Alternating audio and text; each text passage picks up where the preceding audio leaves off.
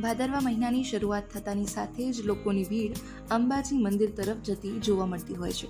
મોટાભાગના પદયાત્રીઓ ચાલતા જ અંબાજી મંદિર તરફ દર્શનાર્થે જતા હોય છે.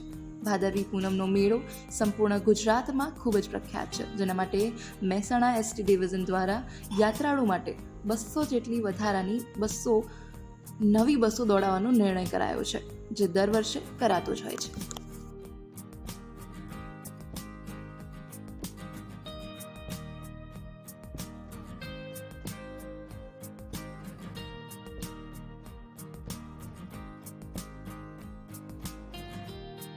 યાત્રાધામ અંબાજી ખાતે આગામી 12 થી 18 તારીખ સુધીમાં યોજાનારા ભાદરવી પૂનમના મહામેળામાં માતાજીના દર્શન કરવા જતા યાત્રિકો માટે મહેસાણા એસટી વિભાગ દ્વારા 200 એક્સ્ટ્રા બસો દોડાવવામાં આવનાર છે.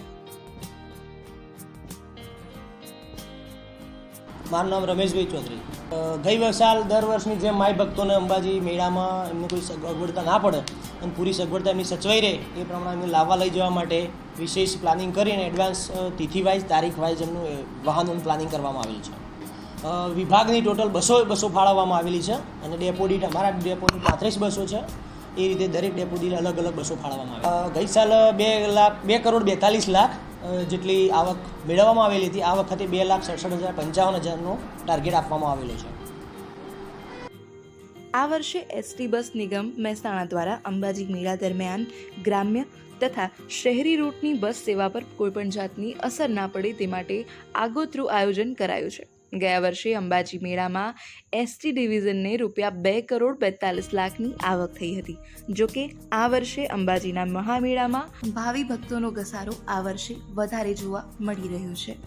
તે માટે અંદાજે ₹2,67,00,000ની વિક્રમજનક આવક થવાની શક્યતાને નકારી શકાતી નથી. તેમ એસટી ડિવિઝનના નિયામકના જણાવ્યા અનુસાર મહેસાણા વિભાગની 200 જેટલી સરકારી બસોના સંચાલન માટે બસો ડ્રાઈવર તથા 200 જેટલા સુપરવાઇઝર, અધિકારીઓ વગેરે મળીને અંદાજે 450 જેટલા કર્મચારીઓ આ દિવસોમાં ફરજ ઉપર રહેશે.